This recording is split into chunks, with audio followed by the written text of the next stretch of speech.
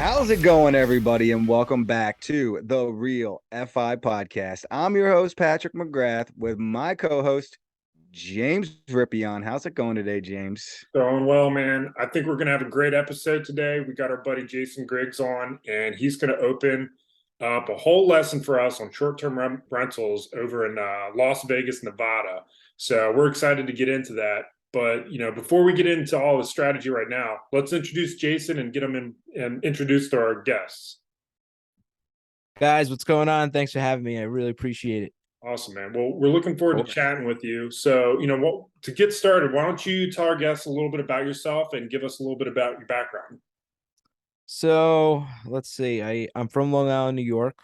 I've been in Vegas for 12 years now, which is crazy to me. Moved out here when I was 21. Just took a one-way trip and never left. And it's been life-changing in a good way. And I've seen the city totally evolve into like the craziest city of all time. And I absolutely love it here. And so we'll get into it, but I got into real estate, doing real estate out here and investing heavily in this market.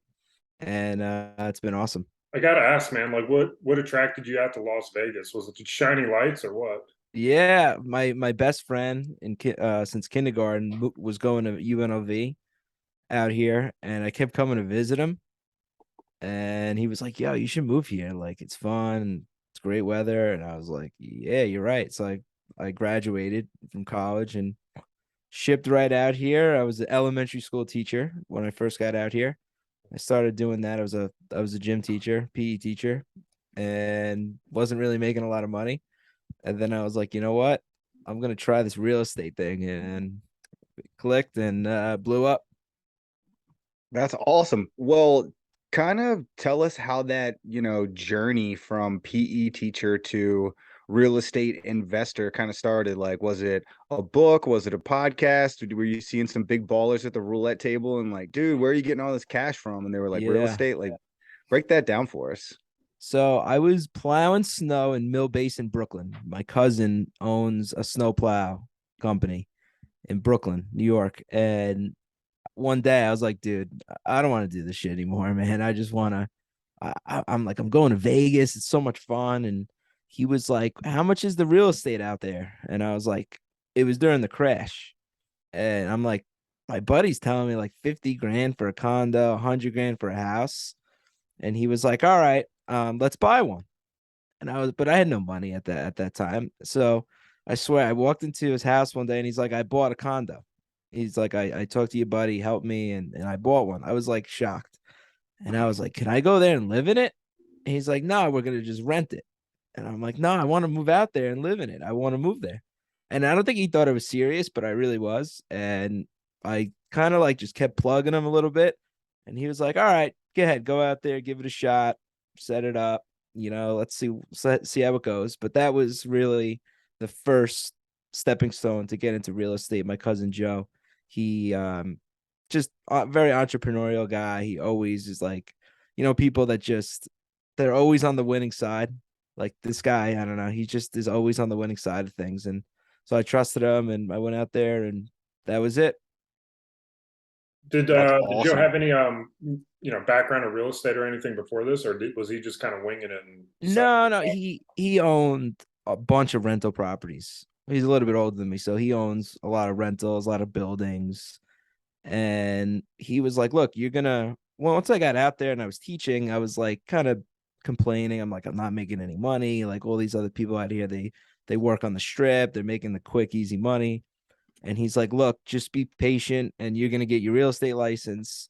And then we're gonna start buying properties and we're gonna start renting them. And that's what I did. And so after my first year, I quit teaching. I hated it. I got a job kind of on the strip at Excess Nightclub, which was at the time, so I think it still is. It's the number one nightclub in the world, Yep. and great experience there. And I was coaching a high school lacrosse team, and so I was making a lot of money in the nightclub and coaching. And then I just networked with a lot of the families that I was coaching, and they helped me progress. Just year I was 24, and then by 25, I was fully engulfed in real estate. One of the parents is my broker, and I was like, can you teach me how to do this? I think I would be really good at it. And he was like, yeah, sure. Go get your license and let's get to work. And I did, and the rest is history. Gotcha. So what happens from that point? I mean, you've been taking on some rentals, you've got this kind of partnership situation going on, and you're starting to get into the brokerage side of things. Like, where does it go from there? So I started becoming an agent, and then immediately it hit me like what my cousin taught me. He was like, you need to start buying properties. And it was still really cheap at the time. And I was like, all right. And I bought my own house here, and I just started buying these single family homes in Henderson, which is about 15 minutes south of the strip. It's a really nice area. It's very popular now. And but it wasn't like fully booming. And so I bought these like 6, 7 years ago. And he was like, all right, we're gonna try to buy 3 a year. And we just kept buying them, and we kept renting them, and keeping them, and we never sold them. And now they're worth they're worth triple than what we paid for them. And so what I did was I figured out that I was going to be an agent. I was going to try to make as much income as I possibly could and use that income to buy rental properties. So how much were these properties, going for at the time that you were buying? And were they like 3 1s, 3 2s? How much were they going for? How much were you renting them out for? So when I first got into it, I was investing in the area that I lived in, and it was the same area that I coached lacrosse in. And so I realized that everyone wanted to go to this public high school because the schools here are a little different than where we're from. It's very there's a lot of charter schools, but there's one main public high school in Henderson, and that's where I coached. And I realized that a lot of people rent. And so I bought in the best possible area. I would buy a 3-2 for 250,000. And I would buy condos, a 2 bedroom, 2 bathroom condos for about 140,000. And Okay. so I really wouldn't remodel them too crazy. I would just buy them. They were very basic houses. They're in good condition, and I would just rent them. And the best part about investing in Vegas and Henderson is that the property taxes are so cheap. So the property taxes on these houses are $1,000 a year. Oh, wow. In Long Island, where I'm from, they're 15 to 25,000 a year. And so I realized that I was like, whoa, we're going to be able to make really good cash flow on these because our mortgages are 1,000 to 1,100. We're renting them for 1,800 at the time, and now 3,000 now. And so we're able to cash flow a really good amount of money. That's fantastic. So you said this is, 6, 7 years ago. How many of these properties did you end up getting? Like what's that portfolio look like now? Did you sell any of them off? You still got them? Are Dude, you still cash I got flowing all now of them. 1,800 a I month? got all of them, man. I've been able to expand. I have 22 in my portfolio. I have partners with some of them, obviously, but 22 total. But now I'm branching off to different parts of the country. I invest in Kansas City. My new favorite one is Gulfport, Mississippi. So I'm hitting those areas, those Midwest areas I really like. I feel like they're very similar to what Henderson was when I first moved here. Okay. They're not as it's kind of like an untapped market. Taxes are a little cheaper, but the rents are good. That is awesome. So, okay, so now within the span of 6 years, 7 years, you've got 22 mix of single families, condos, the best public school area, so it's location, location, Yep. location. Couple partners, did you refinance any of these?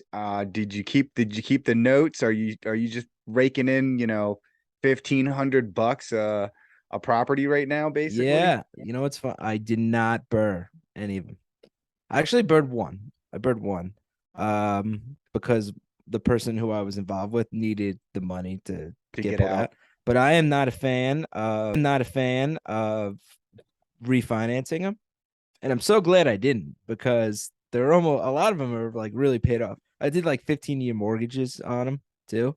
So they're like, I'm looking at the mortgage statement, like, damn, these things are almost paid off already. It's crazy. And so we would use the cash flow and we would put a lot of it towards the mortgage. And so my thought process has always been, the market could crash tomorrow and it really wouldn't affect me that much. I'm Well, not let's over leveraged too crazy. let's dig into that, man, because that's like such a contrarian take for what you hear in Yeah. real estate investors. Because Mm-hmm. most investors want to be leveraged up to their eyeballs and then have 100-year term mortgage if they could possibly get their hands on it. But you're doing 15-year term, not refinancing, paying it off as quickly as you can. Yep. What's the reason behind that? What's your thought process for strategizing, setting up your strategy like that? I think it's the safer bet for sure. And I'd rather hit a double than a triple, to use a sports analogy. And just be safer. Like, you don't want to turn second base and get thrown out at third when you could just take the easy double. Um, and I'm just at a point where I'm trying to get to a certain number of, let's say, $50,000 a month of passive cash flow. And I think people confuse passive cash flow. Like, if you have a mortgage, it's not fully passive cash flow. Like, it's not a full passive income until that house is fully paid off. And I saw, like, I talked to a lot of the investors here in Vegas, like Vegas got crushed. So that is always back, in the back of your mind. Like, something can happen and could wipe everything out. And we kind of saw that a little bit with COVID, and people were like freaking out. But the people who weren't freaking out were the people who had their houses paid for. Like, doesn't matter. The house is done. Like, it's paid for. There's no mortgage. Nobody could come after it. They're just renting and collecting their money. And so I kind of like that route better. I know I'm the abnorm of some of these other big investors, but it's just what makes me comfortable. Right. Well, I think that makes perfect sense. And, leverage is used as a way to kind of get to where you're going quicker in some regards. But once you set your goal of, how much cash flow you might need per month, you can divide that by the amount of properties you would need and have those Yep. paid off. That's that many fewer headaches you could have Exactly. to be successful. Exactly. And with paying off the properties, it's like, it is a catch 22. But what I see when people over leverage, they get less hungry. So here's my example. If I just over leverage everything, I'm not trying to produce more income. I'm just focusing on over leveraging, burring, and pulling the money out. I would rather just go make another $25,000 by doing a flip, by doing a wholesale deal, or going and selling real estate, which is a big part of my income. And so I'm like, okay, well, instead of over leveraging, let me just pump the brakes, sell real estate for a month or two, bring in that income, and then fire away on another investment. I think that's the smarter route. But I understand that some people, they don't have that second or third or fourth income to bring in that cash to do that. And so that's why they over leverage so much. I mean, on I'm in the middle. Right now, I'm currently in that leverage stage. I love how James is smiling because he knows I'm currently in that, like, refinance, get the cash out, return on equity type of thing. But that is to get to a certain point. And then once I'm there, the goal is to start paying off some of those properties, but taking large sums of the cash flow to start paying some of those off, because then you can like quadruple your cash flow by paying off some of these properties. So I really like your strategy, but also because you are in a boom bust area like Vegas, that is really the smartest strategy, I think, for that particular market, because you can go with the ebbs and flows of Vegas and the waves and the housing market. And like you said, not really worry about it. You could lower your rent $1,000 a month and still be cash Yeah. flowing, $700, $800, $900. Yep. And once they're paid off, I mean, you'd still be cash flowing 1,500 to 2,000. Like that's awesome. So, I mean, I love it. I think that is a great strategy. And like you said, I mean, if you're getting $2,000 a month with 25 paid off houses, I mean, you're killing it, and you're getting $3,000. So, Yeah, I like, mean, it's gonna fluctuate. Obviously, the rents are all, they're gonna go up, they're gonna go down, but I don't. It's just like a safer route. And like, down the line, I just had a son, and I just want to be like, here, dude, 50 houses, here you go. They're all paid off. And that's income for him too. Doesn't have to worry about mortgages, doesn't gonna do anything. It's like, you're passing on the wealth in the family. And that's something that's important to me. I never had that growing up. I didn't really learn business or real estate or financial literacy. And so I want to do that for him. And I think that's super important to me. Well, while we're talking about it, why don't we dig into that a little bit? Like your financial, why, like your whole why behind wanting to do this. And I think, leaving a legacy behind for your kid is probably one of the most, the highest level things that I can resonate with as well, because I just had my own kid too, my son, so everything's kind of transitioning in my mind for how I'm going to leave assets behind. But like, why don't we get into a little bit more of like your desire and your financial why? I don't know why I've always been obsessed with money. Like I've always had it in me to like hustle and make money. Like I was the kid like shoveling driveways for 20 bucks, like when I was like a little kid. I always worked, loved making money. And it wasn't until later when I really learned like how to invest it and you would get more money. And so that once that clicked, I was like, yeah, this is for me.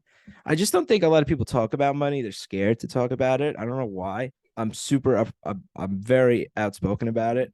I think it's important. I think it's important people learn how to invest correctly, and I'm a good saver too. I don't go spend money on dumb shit. I don't I don't like I'm very structured with it.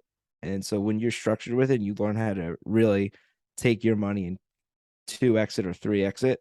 It becomes addicting. It's like a drug. And so, but once you start making like real money and hundreds of thousands of dollars, it's life changing. And so for me, I think the best part about it is I could do whatever I want. Like it's everyone's the financial freedom. You could do whatever I want. I could go to the gym. I'm doing this podcast with you. I could do whatever I want.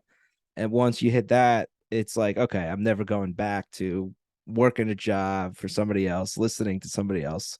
So that is by far the best part of it. Oh, for sure. And I think, part of that's the money, and then part of it is also working for yourself.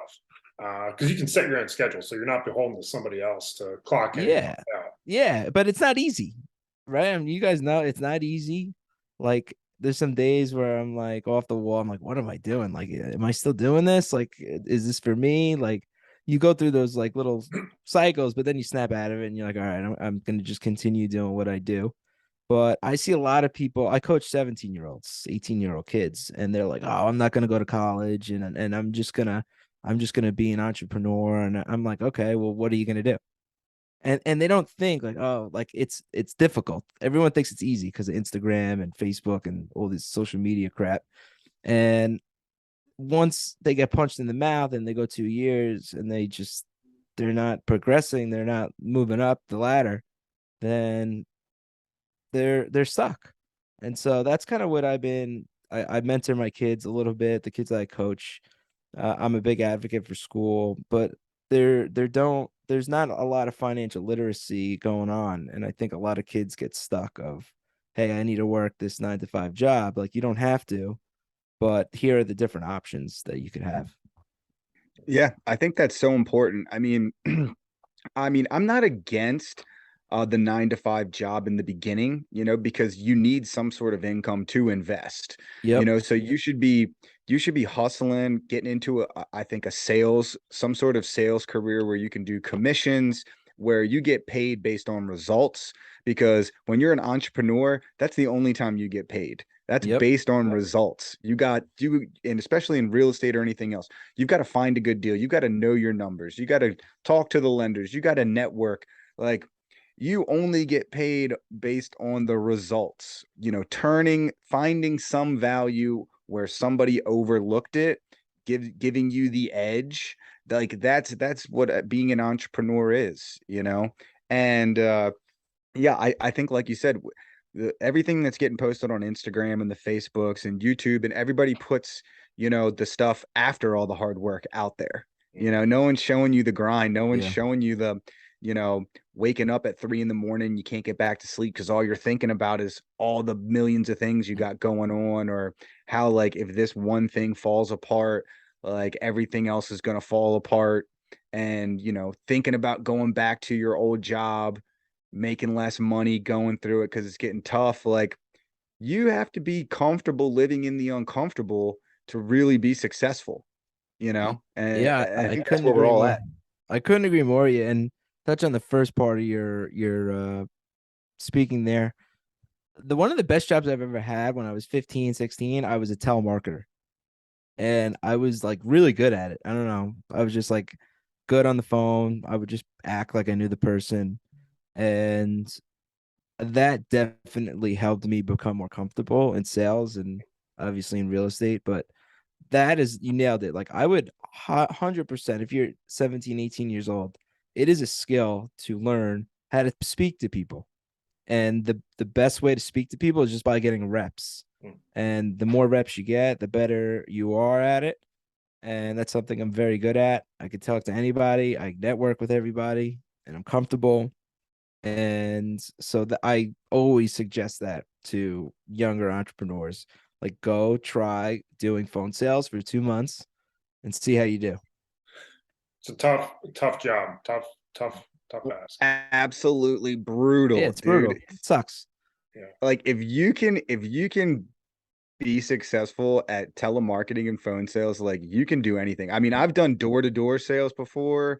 Like, I've done telemarketing sales. I've done all different kinds of sales. Like, if you can cut your teeth and be successful at those types of sales gigs, Mm. then you can basically do almost anything. Yeah, for I, sure. I agree, man. It's like you get the 99 no's to get the yes, and it's tough to explain to someone like that. One yes is a win over the 99 no's.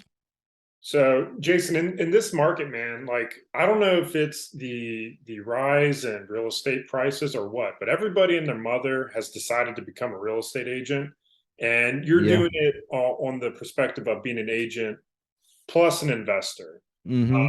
What would you say to like the average person who's kind of just, thinking about doing something similar to what you've done and wants to get into investing and is thinking about going about it by becoming an agent at the same time? Like, what would be your thoughts around that? So you become an agent to become the investor. It's not the other way around.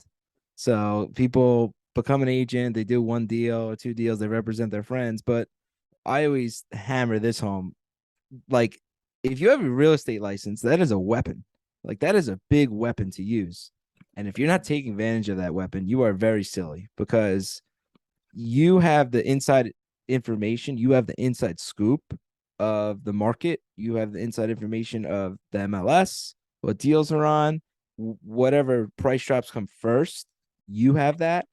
And so I just did a speaking in front of 80 agents here in Vegas, and these are big agents. These are guys that do 50 to 100 deals a year. And I think when I asked the question, how many of you own your own rental real estate or own assets, only two of them raised their hands. And I was like, guys, this is a problem. This is the big problem right here, because you guys are in this rat race with yourself, because the real estate business as an agent ends, but real estate doesn't end. You pay off that asset, you have that forever. You don't have your agent business when you die. You can't pass that on. It's not guaranteed. I've seen that in my market too. Like, what do you think is causing that? Because for whatever reason, it's failing to see like what's right in front of you. Yeah, All your people are just successful dumb. clients. People are just like dumb. It's not. It's like I'm not trying to make fun of everybody, but people just don't get it. Like, why would you? Okay, you're a real estate agent and you see a really good deal. Why would you call someone else and give it to that person? And they look at me like I'm crazy. They're like, because they're my client. I'm like, oh, you don't want to make the $150,000 on the flip? You don't want to do that? Like, think about that. Like, think about how many deals you would have to sell, how much time, how many phone calls, how much stress. And you can just throw that all away and you could profit that money off one deal. And then they're like, the light bulb hits and they're like, wow, I never even thought of it like that. I'm like, well, you should. Now, I'm a real estate agent. I love being a real estate agent because I like helping people. I represent professional athletes. I help my friends move here. I help I help people move out of here. So that is a cool business in itself, but that's not my main goal. I don't sit here and I'm like, I'm going to do 100 deals this year because so I could be the number one realtor on Instagram and get a little plaque. Like, I'm doing this so I can make as much money as I possibly can to invest it in real estate. Yeah, so tell us about your goals. Like, what is your real estate goal? You've got these, 20 some doors, you got some partners, you're investing out of state, you're crushing it, being an agent and, utilizing that weapon. So, what is the ultimate goal and how do you plan on getting there?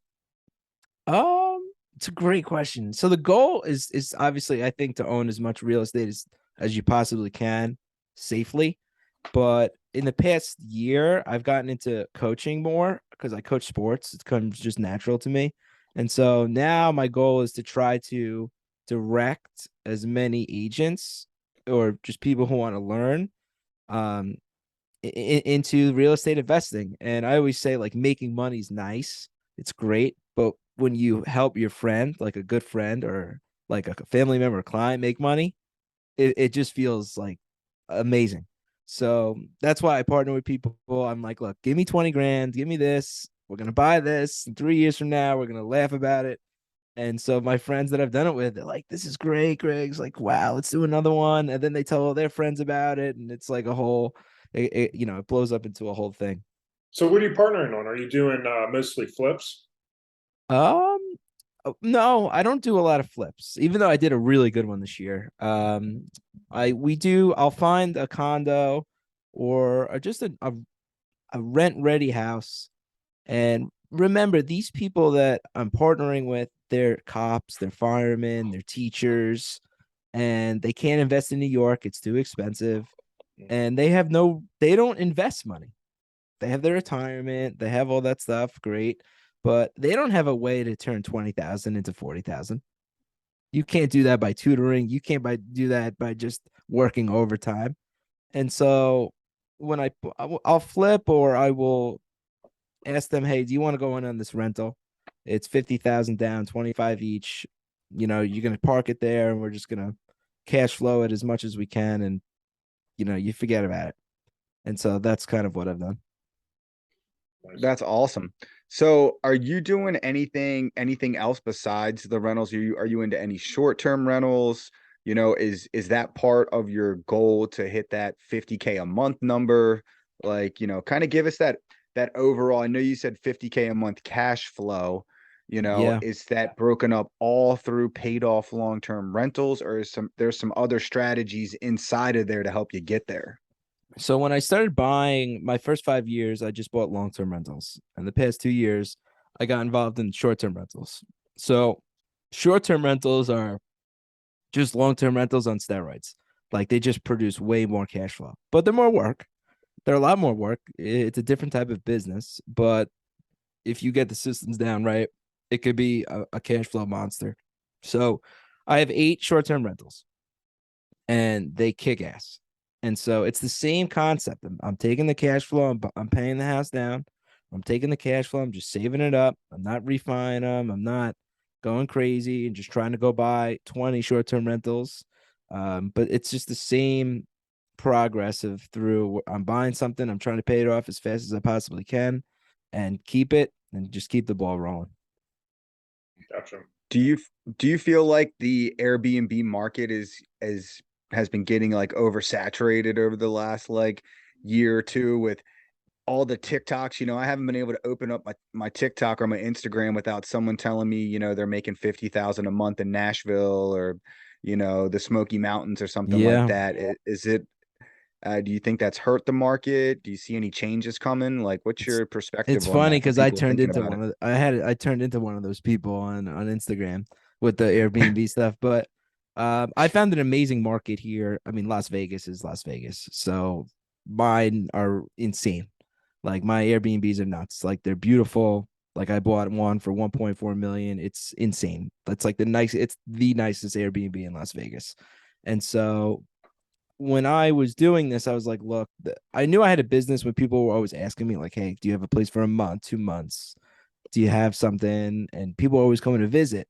And I didn't have anything. And then I started building these out, and people came and they use them and they pay big money for renting a house because the hotels are expensive. So we kind of match that. And some of these, my big one brings in like 50 grand a month.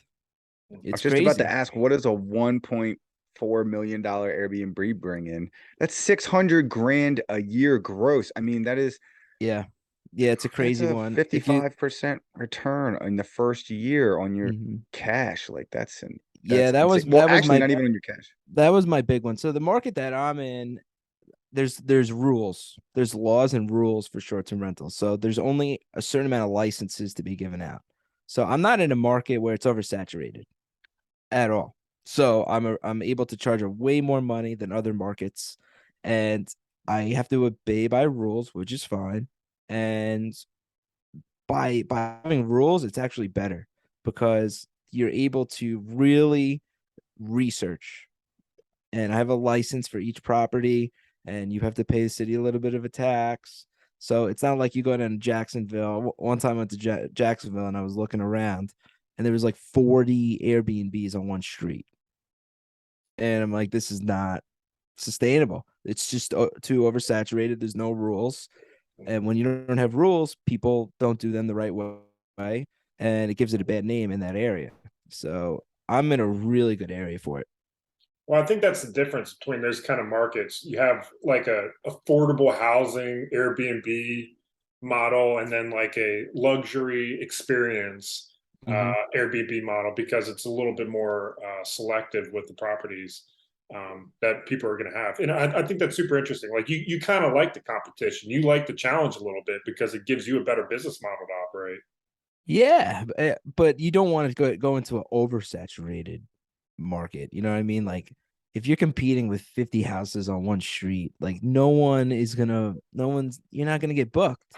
And so it's great They with only care about price. right. And so with my city, there's only 340 licenses in the entire city of Henderson. And so, and now in the entire city of Las Vegas, there's 13,000 of them. And so there was no rules in the Clark County where the strip is. And so those are getting put in, and that's kind of how I got into doing the short-term rental, I guess, agenda or putting out the information of how to do it correctly. Because you can make a lot of money if you do it correctly. And so I wanted to help as many people as I possibly could. And then it kind of just took off where I'm helping a lot of realtors and brokerages set up and teach their agents how to do it. So I'm just going to take a shot in the dark here. I'm going to say that one of the nicest things about the short term rentals is the cash flow. We'll just assume Yep. Mm-hmm. that's true. What would you say is like the biggest pain in the ass about managing short term rentals like this? The neighbor, your neighbors, but no one talks about that.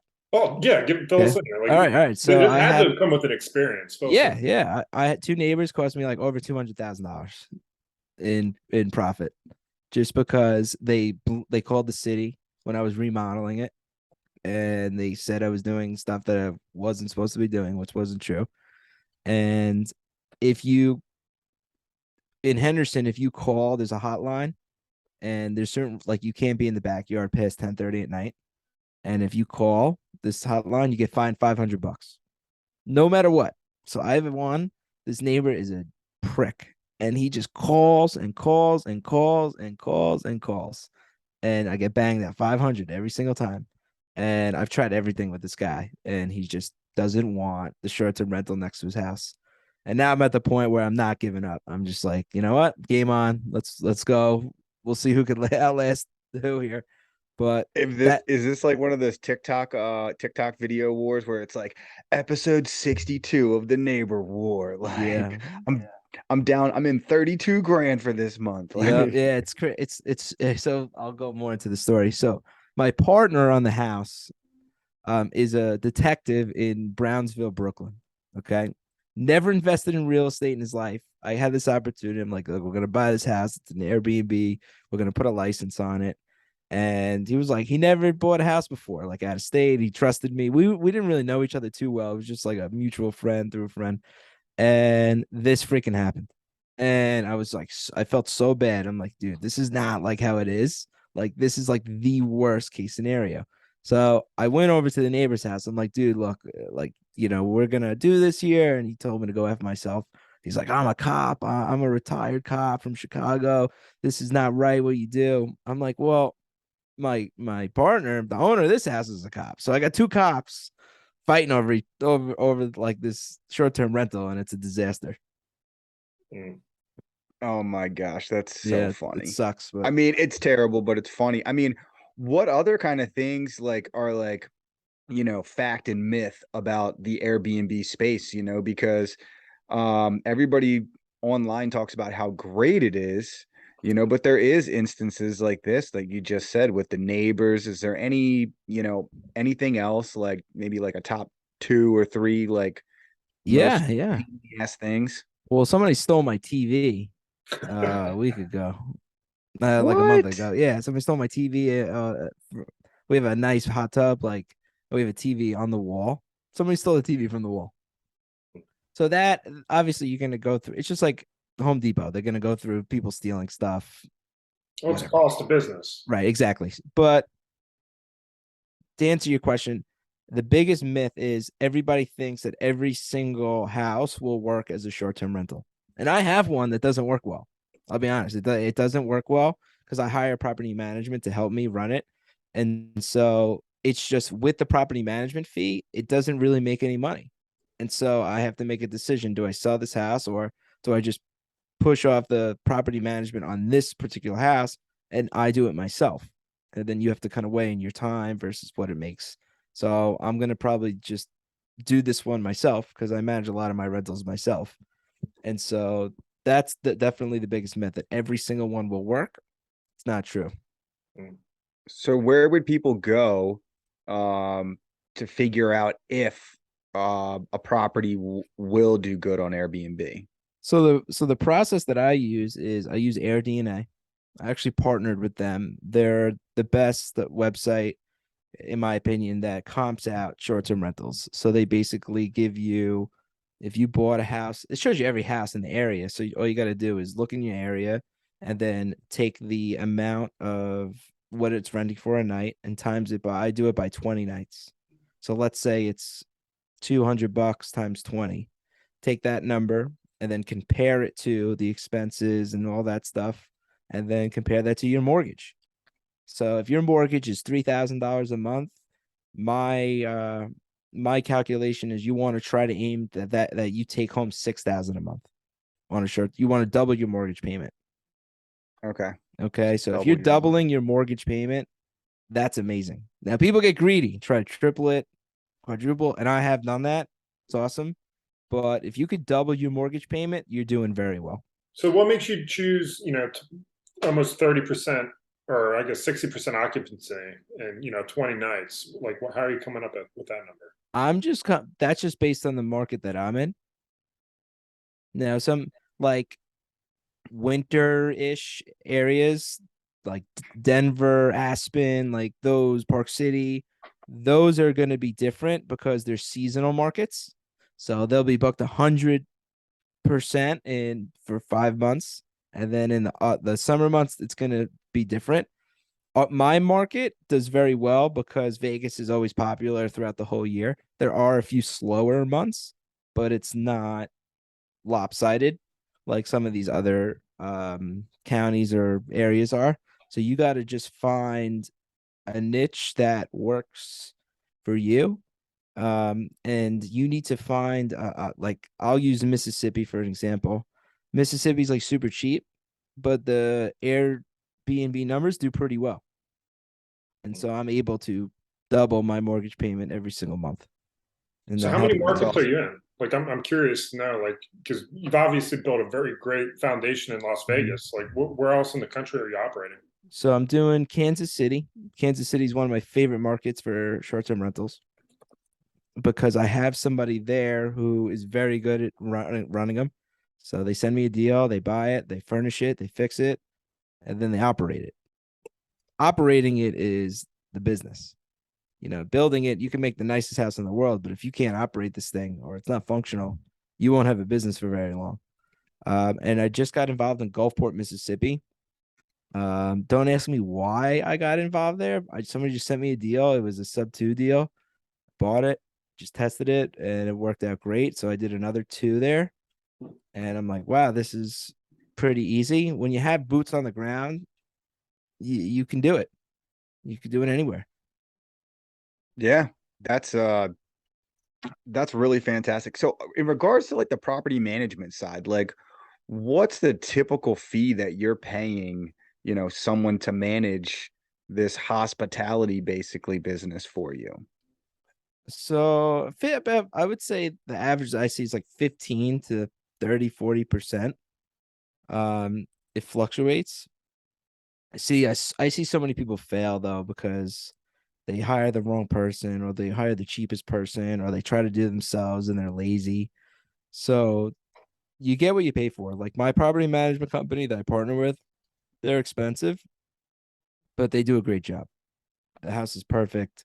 I get 5-star reviews forever. Like I don't think I have one under 5-star review. And yeah, I make less money, but it's set up to last a very long time. And that's what you want. And you're not getting the text messages or the messages where you That's have to yeah, respond within it's an a great point. hour and hey, what's the Wi-Fi password? How do I turn, this or that on or whatever?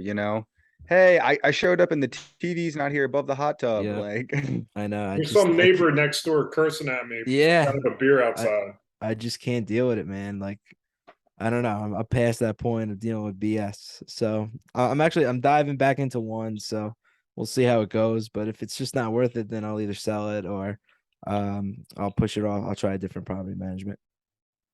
Gotcha. that's awesome. All right. So, we talked about your goals a little bit, the 50K a month or whatever, but do you have a number? Like do you know like how many Airbnbs you need? Are you thinking about ever like doing a whole apartment complex full of Airbnbs or anything like that? Do you have any of these like big giant goals over like the next couple years that you want to throw um, out there? you know, I don't think so, man. I don't.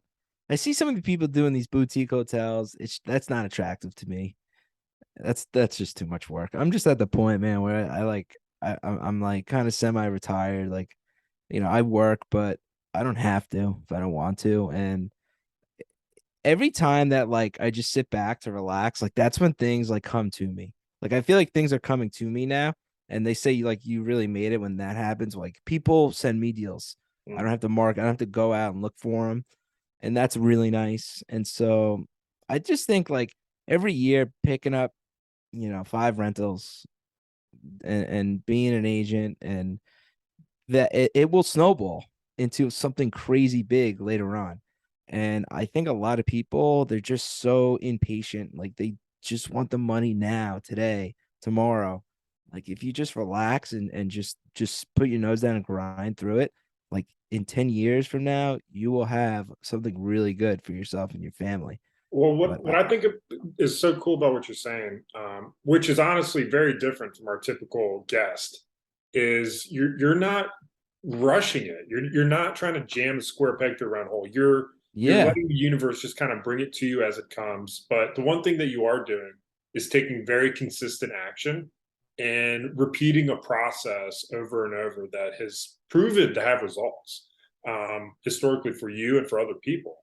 And I think that's a super important thing for people to kind of key in on is you don't have to own the world or be Grant Cardone tomorrow.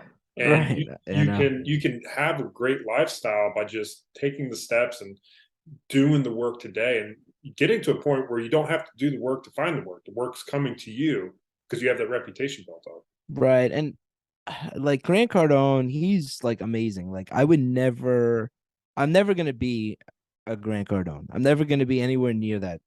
And I'm cool with that. I don't want that guy's life. Like I like that guy's life, in my opinion, it sucks. Like he's getting mobbed. He's putting himself on the line a lot, like with a lot of the stuff he says.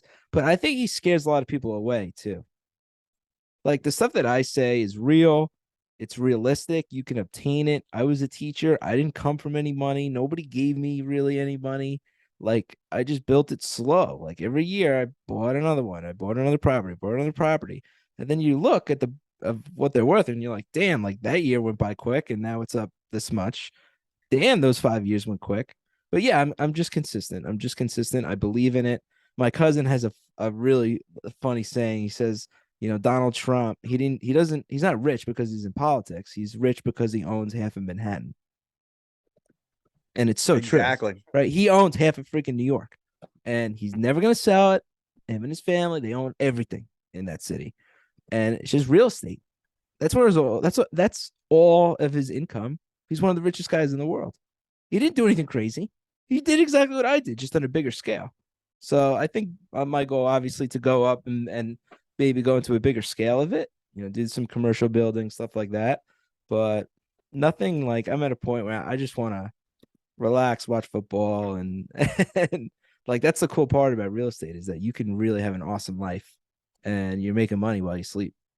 And you don't even have to get that big. You don't have to be a Grant Cardone. You don't have to No, be a Donald Trump. You just got to be a guy that takes consistent action over 5 or 10 years, and you can change your entire life. And people really don't understand how quick 5 or 10 years can go by, especially when you're grinding, when you're hustling, when you're putting in that work. You're going to take a breath. 5 years is going to go by, and then all of a sudden you're going to be at that point that you had been working towards for what you thought was so long, and go, holy shit, I'm 35, I'm right. 30.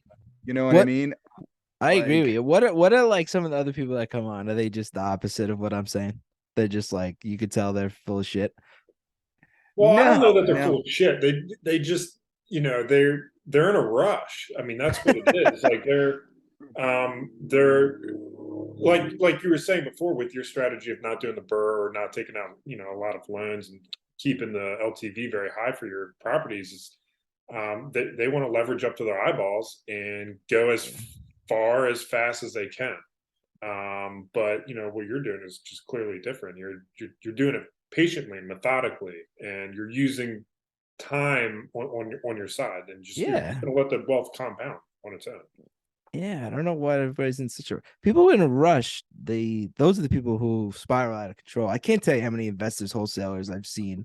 They get the office, they get the huge freaking call center, and then in a year I'm like, where did this guy go? Like, where did he go? Like he's gone. And I don't know. It's just like someone slow and consistent wins the race. And I Yeah, I think mean, what's cool about from where you're coming from as well is you started after the crash too. It's not like you lived through it, but I think you still had some of those lessons that were ingrained in the market that were kind of ingrained into you at the same time because you got started right around 2010, right? Yeah, 2000. I moved here in 2012. 12. Okay. Okay, so it was kind of like the end, but real estate was down. Like it was, but I didn't realize it. I really didn't. I was just like, I'm from New York. It's expensive in New York, and it's cheap here. Like I didn't. That's it. I didn't even think about the crash of what was going on. The crash never affected my life. I was in college, and in New York, it didn't get affected that bad. And so, but it got the people here got crushed. But they also did dumb things. Like when I'm speaking to these people, they over leveraged. They're taking out these arm loans. Like I'm like, you took out a loan at 14% interest only to buy a house, and you were like not renting it for your mortgage payment. And they're like, yeah, it was like everyone was doing it. I'm like, well, I'm sorry, but like you're an idiot. Like, how do taking you out not realize? HELOCs and taking out Yeah, HELOCs and buying RVs and Harleys and boats yeah, and yeah, yeah. everything No, else. Yeah, like, you can't. I will say I'm a little nervous. What's going on now? I was going to ask you, man. I want to hear what your Okay, thoughts are about this market. Like, just lay it out. Like, you don't okay, have to try to predict the future, but just tell us yeah. what you're seeing. Tell us what you're feeling. All right. So I'll just speak on my one market. second. It is September 27th as we are having this conversation. This will Okay. be out in a couple weeks, just so Okay. we have some context. All right. Things So could I'll just change quickly. it could all right. So I'll just speak on my market. Right. The people in my market are very transient. They're very not smart, educated with the money. They're just fast living. They live paycheck to paycheck. They get the money, they spend it, they travel. And so what I'm seeing is that people are buying these houses, or they bought them a year ago at the highest it's ever been in this city. And now it's starting to decrease. Okay. And I'm starting to see that people are kind of going underwater a little bit. A lot of deals are being sent to me. A lot of opportunity is being sent to me. And for me, the hard part is when I see a deal, like I am really good at hopping on it. Like I swing the bat and I go for it. But now it's hard for me where I'm like, okay, I got to be super patient because yeah, I want this house. It's a really good deal, but I'm going to get an even better deal if I wait an extra 30 days or wait an extra 60 days. And so that's the difficult part. But my prediction is that I definitely think that a lot of people are going to be in trouble. I think a lot of flippers are going to be in trouble. I see a lot of people borrowing a crap ton of hard money and they buy these houses that they thought that they could just flip right away and it's going to get delayed. And we're going into winter time. And so now is the time. I'm excited because I'm like, I'm going to kick ass. Like what I know, the education that I have and what I know, the knowledge, I'm going to dominate if this thing goes down and really goes down hard. I'm just going to teach people with money like, hey, look, we're going to buy as many of these as we possibly can because in 5 years, they're going to go back up again. That's just the real estate cycle, how it works. I think Patrick and I, we had this conversation just this morning. We had about a 30-minute talk about strategizing, like how aggressive do we position ourselves in the present today versus maybe being patient for a couple months into the future just to see how things shape up. I mean, for crying out loud, like mortgage rates are about almost 7% I today. know. Yeah, they're high. And, That's the problem. Like, which would you rather be in? Would you rather be in last year? You couldn't buy a house, you couldn't get a deal, but the rate was 3.5%. Or today, you could have any house you want, but your mortgage rate is 8%. I think I would rather have any house that I want at 8% because I this is me personally. I think sometime in the next 12 to 18 months, we will be seeing 4.5 to 5% interest rates again. That's just my personal opinion. Mm-hmm. And I'll go ahead and I'll refinance and Yep. chop my rate by 3.5, and my cash flow will go up Yes. 1,000 Yes. to $2,500 depending on the building that I'm buying, and I will be laughing all the way to But the bank. it is scary buying with that 8% rate because we've never done that before. You probably haven't done it before. I haven't done it before. So that's the scary part where you're like, oh boy, like, is this the right move? Like you start second guessing yourself. Well, here's the thing is that banks also aren't going to be able to loan enough money. So prices are going to have to come down to get Yeah. that. I mean, I'm in a deal right now where 6, 7 months ago, I wanted to buy a 7 unit apartment building for 750 grand. At a 4.5 to 5% interest rate, the net operating income made the deal work for the bank. Now the seller Yeah. finally agreed, but I just got off the phone with my lender today. All new deals are coming out at 6.5%. Yep. So that 1.5 to 2%, now the debt service and that 1.2, 1.25 that they want doesn't meet. So I now have to go back to the seller and see if he'll agree to come down on price, or I'm just going to have to kick the can down the road until rates come down if he's not willing to come down, which I don't think he's going to. So I'm probably going to lose out on this deal, but that at least gives me ammunition for making offers on new stuff now. Like, hey, I had another 20 unit building that I wanted to buy last year that I put an offer in at like 1.8 million. A bank she's going to have to sell it for like 1.5 now at the Yeah. current interest rates. Like you just lost 350 grand because you wanted to wait and see how the market goes. So a Yeah. lot of They got people are in greedy. that situation right now, man. Yeah, they got So greedy. I'm intrigued, man. I just I really took a step back. I haven't really bought anything. And do you guys buy creative deals at all? Like, with the creative yes. financing, you mean? yeah, Yeah. I've done seller financing. I know that's Patrick's thing. He'll eat that up all day. yeah, I But love not the those. sub two. I know you like just casually threw in there that you bought a sub two deal. And I'd love for you to explain that to our listeners because we've had a couple people on and I still don't understand fully Okay. how it works. Like I have an idea of how it works. I think I could make it happen myself, but I'd love to hear your explanation of that. Okay. So I'll use my two Mississippi deals. One was a sub two deal and one was a seller finance deal. So we'll do the sub two deal first. Wholesaler said, look, this person is behind $7,000 in their mortgage. If you give me $10,000, I will bring you to the table so you can take over this person's mortgage. So for $17,000, I paid off the wholesaler. I brought this person's mortgage current and I gave the seller $2,000 to walk away. Okay. So I took over a house with $135,000 left on their loan. Good interest rate, 4%. Their mortgage is $1,100 a month. Okay. I spent a few grand to fix it up. I now rent it for $2,100 long-term rental. So I'm I cash flowing. understand that Okay. process. Yep. The thing that I think I get held up the most on is how are you assuming the loan or how are you kind of like putting it in place to where you're able to make those payments if you're not assuming the loan? Got it. Okay. So the loan stays in the seller's name. Mm-hmm. Okay. And all I'm doing is they deed me over the house. Okay. So now house A is Jason Griggs's house. And the mortgage company doesn't know that they sold the house. Now I'm writing a check every month on behalf of that old seller making that mortgage payment. So is it in your name or does it go into like an escrow and then the escrow pays it? Nope. I just write the check right to the mortgage company. All right. Now And it is gets it from your sticky. LLC?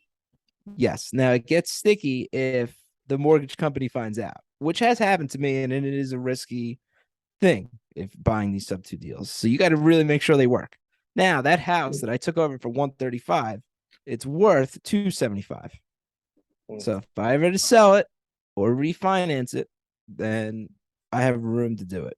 If the bank called the note or Yep. whatever on And you, that's you could happened to just me be like, before. refinance me. I already Yep. have the deed. So All what right. did the when you purchase a property, you got the deed in your name. What did the closing attorney say about this transaction? Did they give you a hard time about it, or did they, easy to work with? No, I mean they're the title company, they don't care. They don't care they don't have no relationship with the buyer. They're just pushing the deal through. So a lot of title companies know what they're doing. But in a way, I'm helping that old seller, right? Because yeah, I got an amazing deal. But it's not my fault that whatever she got into and got behind, I understand. Now I took care of her. I helped her pack her stuff up. I paid for everything. And now she's moving on. But if I didn't do that, it would have gone into foreclosure. And the bank would have got it. So it is a win for a win. So my second one, the seller finance deal, we found a house for 250,000. I offered him 50,000 more than what it was worth. And I said, look, finance it to me for 30 years and I'll give you whatever monthly payment that you want. And we agreed on $20,000 down. I give him $1,500 a month and I Airbnb it. That brings him about 4,500 a month. So I cash flow about 2,200 bucks profit a month on that house. So on a $20,000 investment out of pocket, I'll make it back within 16 months. It's a good I return on love it. equity, Patrick. That's a fantastic return on equity. Now, Yep. did you was the house paid off or did he have a loan on it? Now he's making the Great, payments or great question. So the guy had like a very little loan left and he just didn't want the mortgage company getting involved. So he took the 20 that I gave him, paid his house off. Now it's free and clear. And now we have a deal that goes through a processing company and I pay him. The guy was so cool. And he's like an older guy too. I can't believe he gave me such a long length of term, but he just wants that 1,500 a month. And he doesn't have to that's do any work. He just gets a check, 1,500, and then he's getting $50,000 more for his house, but not till later on. yeah. Man, that is freaking awesome. You just finally put some clarification, I think, for myself, I think for James, I know for quite a few listeners out there as well. Because you know, a lot of people reach out to me as well after these podcasts and ask questions. And yeah, that finally clarifies it, because that was my biggest thing on those sub two deals. We've had quite a few people on that have done them. But you kind of articulated it very Are you well. guys actively marketing in your market? I send out mailers. Okay. Yeah. Not So aggressively. yeah, I'm actively marketing. I'm sending letters all the time. But I'm probably spending maybe $1,000 a month on advertising. So you're going to see a lot better response rate as time goes on. And then, Yeah. anybody that's, I'd love to help you guys. And anybody that's underwater, those are the people that you go after. Those are the people that, one, they need help. Like they have no idea what's going on. And the biggest Well, real estate deal I ever did was a sub two deal. I helped this guy. He was 60,000 behind, and he was like very mentally distraught about it, that he was going to lose his house and nowhere to go. And luckily, I found this guy and educated him what was happening. I'm like, dude, the bank is going to take this house, man. If you, and he's like, I have no way of getting caught up. And I was like, look, I'll get you caught up, and let's work out an agreement where we both win.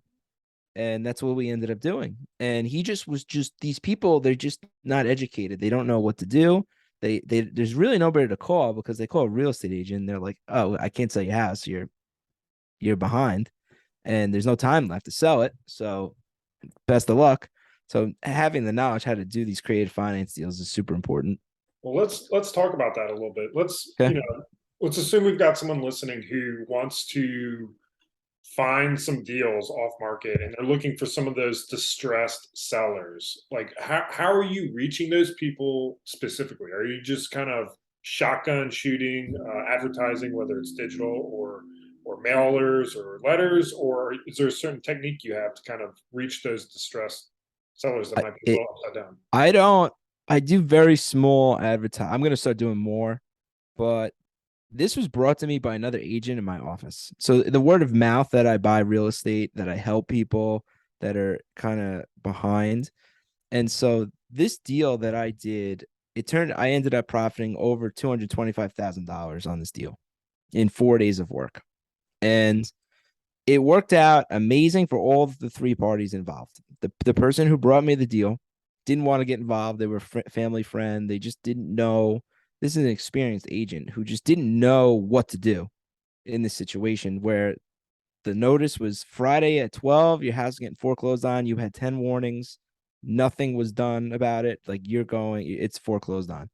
And then the seller had no time. He had no time to do, well, he did have time, but he just chose not to do anything. And so I'm like, look, I'm going to help you, but in return of me helping you, I'm going to go sell this. I'm wholesaling this property. As soon as I catch this up and wholesale it and buy it from you, I'm selling it. And if you're honest with people, they don't care. They don't care like what you're going to do with it. They just want their current situation fixed. And that's what happened with this seller. The guy was like, couldn't eat, couldn't sleep, newspapers up to the ceiling, mail all over the place. And I'm like, it's going to be all right. I'm going to help you here. But like, this is what we're going to do. And you got to listen to every step. We got to act quickly. And I saved his house. I sold it. I made a really good profit on it. And then I gave him money so he could go get started on his next venture, whatever he does. that's awesome.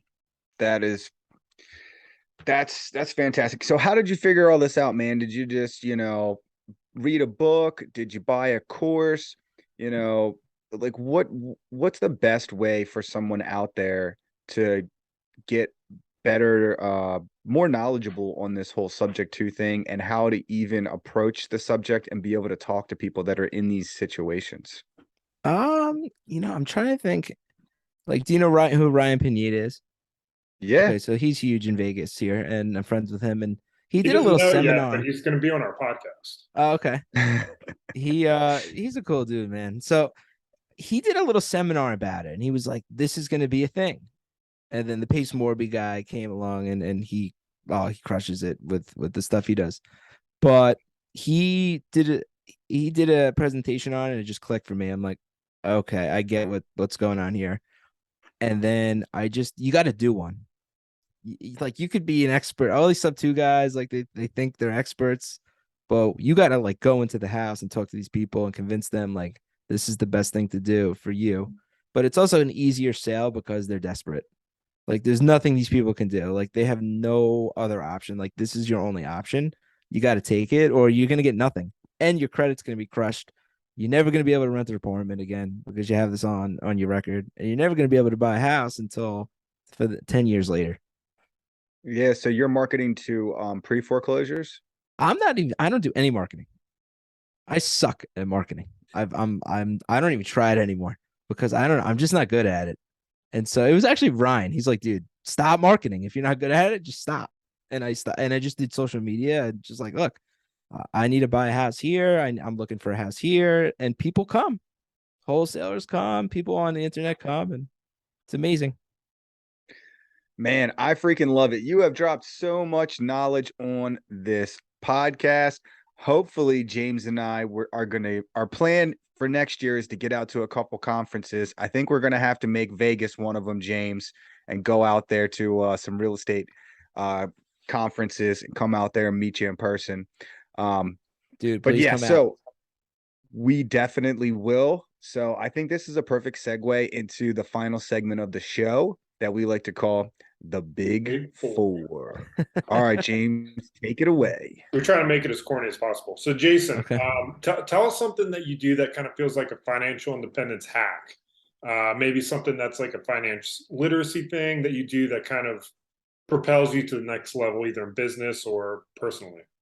Um, I'm very good at saving money. And so when I save money, I have a bank account for everything.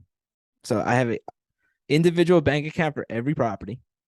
I have one for me and my family. I have one for spending. And I think if you structure your savings and your money, you will do much better saving money. I like it. Great hack. Great hack. All right, we call this one resources. So, are there any books, podcast, or people that have really influenced you, gave you some, hidden knowledge that you think our listeners should go check out that they might resonate with them? I would say there's just so much information out there. And I'm not a big podcast guy. I don't listen to a ton of the real estate I really don't. But what I do is I'll just follow a flipper, a wholesaler, a buy and hold guy, and I don't know, an Airbnb guy, a multifamily guy, and those five. Those will be five people that I follow. And I just stick with those five because once you start, if you follow 100 people, your mind's going to spin. So just focus on those five to start, and you will get all the knowledge that you need from each person. And then you got to kind of put it together. Love it. Love it. Love it. All right, James, on to the next one. All right, Jason. So I want you to envision a world. It's 5 years in the future. Describe it to us, man. Like, what are you doing? What's your business like? What's your personal life like? Give us a little. It's 5 years from now. I definitely am going to have a real estate team. That's a big goal of mine. I want to teach like a 4 or 5 person team and just rock with them. I'm a big team guy. I love being on sports teams. I love coaching a team. I think being a team is just so much better than doing it yourself. Sometimes it gets a little lonely being an entrepreneur, and that's something I'm working on. And then I'm just going to be coaching the hell out of my kid, man. I'm going to be that dad that his son's going to be involved in 11 sports teams, and I'm going to be at every practice every day, Yelling from the sideline. coaching, yelling, setting it up, everything. You name it, I'll be there. Oh, man, I love it. All right, man. This has been fantastic. For everyone out there that wants to get a hold of you, where's the best place for our listeners to get in touch? Instagram, J Griggs Real Estate, the letter J, Griggs Real Estate. And then my course, if you're interested in learning about Airbnb and how to set it up, Airbnb property, short-term rentals. The website is winwithairbnb.com. Awesome. And we're going to put all of that down in the show notes, link all that. So go check out the course. And again, guys, if you like this podcast, if you hated this podcast, make sure to leave us a review on Apple, Spotify, Google, all of that. Hey, don't forget, we do have a YouTube channel, so subscribe there and help us get over, 1,000 as soon as possible. And with that, we'll catch you next time. See you, boys. Thank you so much. Appreciate it. Thank you for listening to the Real FI podcast, where you learn from the investors that have lived the hard lessons for you. To connect with us during your pursuit of financial independence, be sure to join our community by following us on Instagram or emailing us at info@therealfi.com. If this content made you financially, mentally, physically, or spiritually richer, please make sure to leave us a positive review on your preferred content platform. Cheers to kicking the 9 to 5.